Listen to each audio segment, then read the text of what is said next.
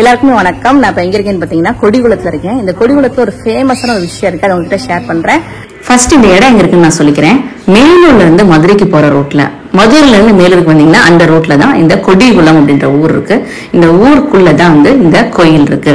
இந்த கோயில் பாத்தீங்க அப்படின்னா நிறைய பேத்துக்கு தெரியறது கிடையாது. யானைமலையுடைய அடிவாரத்துல இந்த கோயில் இருக்கு.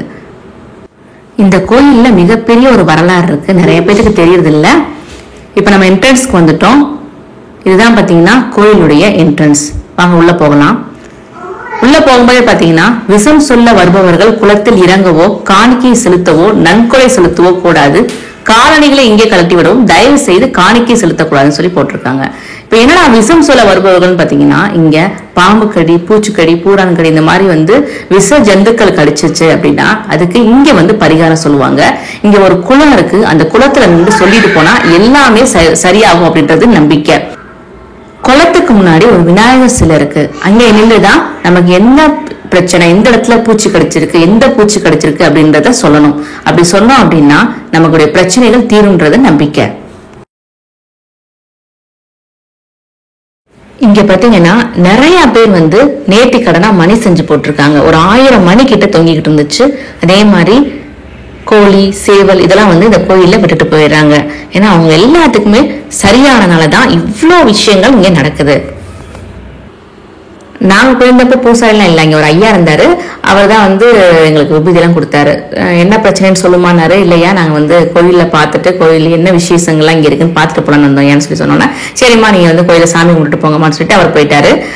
இனிமேல் தான் உங்களுக்கு ஒரு முக்கியமான ஒரு விஷயத்த சொல்ல போறேன். அதுக்கு முன்னாடி பாருங்க, நான் உங்ககிட்ட சொல்லியிருந்தேன் இல்லையா, இங்க சேவல் கோழி எல்லாமே நேர்த்திகள் தான் விட்டுட்டு போயிருவாங்க. நிறைய மணி நிறைய தொங்க விட்டுருக்காங்க பாத்தீங்களா. சோ அந்த மாதிரி பிரசித்தி பெற்ற ஒரு இடம். வாங்க அடுத்து ஒரு முக்கியமான இடத்துக்கு நான் கூட்டிட்டு போறேன். அதுக்கு முன்னாடி ஒரு கோயில் நான் காட்டுறேன். அந்த கோயில்ல பாத்தீங்கன்னா பெண்கள் உள்ளேயே போகலான்ட்டாங்க. அதையும் நான் உங்களுக்கு காட்டுறேன். இப்படிதான் இந்த வழியா தான் நம்ம போகணும். இந்த குளம் பாத்தீங்கன்னா நான் சொன்னேன்ல உங்ககிட்ட, இந்த குளத்துல இருந்து தான் முன்னாடி சொல்லிட்டு இருந்திருக்காங்க. இதுதான் கோவிலுக்குள் பெண்கள் தயவு செய்து செல்ல வேண்டாம்னு சொல்லி போட்டுருவாங்க. இது என்ன தெரியல. இந்த வீடியோ எடுத்தது என்னுடைய தம்பி தான் எடுத்தான். ஸோ இந்த கோயில்ல பெண்கள் நாட் அலௌடு. அப்ப இதுல ஏதோ ஒரு முக்கியமான ஒரு விஷயம் இருக்கலாம். இந்த சன்னதியில தாங்க வேதநாயக பெருமாள் இருப்பாரு. அவர் தனிச்சிருப்பாரு. அவர் பாதத்துக்கு கீழே பிரம்மன் தலையை கவிழ்ந்து கை ஏந்தி நிக்கிற மாதிரி இந்த சிலை இருக்கும். நாங்க போயிருந்தப்போ திரை போட்டு மறைச்சிருந்துச்சு. ஆனா அதோட சிலை பாத்தீங்கன்னா ரொம்ப அழகா இருக்கும். உங்களுக்கு வாய்ப்பு இருந்துச்சுன்னா கண்டிப்பா போய் நீங்க பாருங்க. இதுல என்ன வரலாறுன்னு பாத்தீங்கன்னா, பிரம்மனுக்கு காத்தல் அளித்தல் தொழில். அவருடைய அந்த வேதத்தை அரக்கர்கள் பறிச்சுட்டு போயிருவாங்க. அப்போ அவரு பெருமாள்கிட்ட முறையிடுவாரு. பெருமாள் அதை மீட்டு அவர் கையில வச்சிருப்பாரு. இப்போ பிரம்மன் திருப்பி நம்ம பெருமாள் தரலையே, அந்த வாங்கி தரலையன்றதுக்காண்டி என்ன செய்வார்னா, தன்னுடைய 4 முகங்களையும் ஒருங்கிணைத்து ஒரு முகமா ஆக்கி அவருடைய காலுக்கு கீழே கையேந்து நிற்பாரு. பிரம்மன் கையேந்து நிற்கும் போது பெருமாள் என்ன செய்வார் அப்படின்னா அதனுடைய வேதத்தை கொடுப்பாரு. அதனாலதான் அவருக்கு வேதநாயக பெருமாள்ன்ற பேர் வந்துச்சு. இங்கதான் அந்த வரலாறு நடந்ததாக சொல்லப்படுது. இந்த இடத்தை பத்தி சொல்றது நம்ம ஒரு நாள் பத்தாதுங்க, அவ்வளவு வரலாறு இங்க இருக்கு. இப்ப நம்ம எங்க இருக்கோம்னு பாத்தீங்கன்னா திருப்பிள்ளை லோகாச்சாரியா திருவரசுல தான் இருக்கும். அதனால திருவரசன் பாத்தீங்கன்னா ஜீவ சமாதின்னு நம்ம சொல்லுவோம் இல்லையா, அதான் திருவரசன் சொல்றாங்க. இங்க எதுக்குன்னா திருப்பிள்ளை லோகாச்சாரியா வந்தான்னு பாத்தீங்கன்னா அவரு ஸ்ரீரங்க பெருமாளை பாதுகாத்து இந்த இடத்துக்கு கொண்டு வந்திருக்கிறாரு. அப்போ பிள்ளை லோகாச்சாரியோட வயசு 110 இருந்துதான்.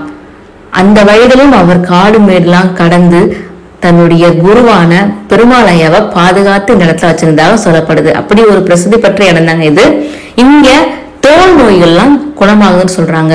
இங்க தீர்த்தம் இருக்குங்க, அதாவது தானா ஊத்து அது ஊறிக்கிட்டே இருக்கு. அந்த தீர்த்தத்தை எடுத்து நம்ம குளிச்சோம். இங்க குளிக்க பெர்மிஷன் கிடையாது.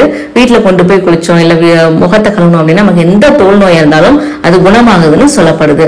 இந்த இடத்துக்கு நீங்க கண்டிப்பா வாங்க. நம்ம கால் இங்க பட்டுச்சுனாவே நமக்கு ஒரு பெரிய புனிதம். அப்படிப்பட்ட ஒரு இடம் நிறைய பேத்துக்கு தெரியுது இல்ல. நீங்க இதை ஷேர் பண்ணுங்க. ஷேர் பண்ணி நிறைய பேத்துக்கு பயனுள்ளதா ஆக்குங்க. தண்ணி கொஞ்சம் குடிச்சிட்டங்க, கொஞ்சம் தண்ணி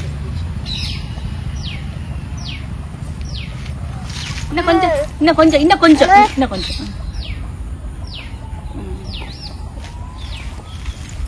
சரி கிளம்புவோமா, வீடு கிளம்புவோமா. என்னம்மா அதுல என்ன பிஸ்கட் வேணுமா உனக்கு? நப்ளியாப்பா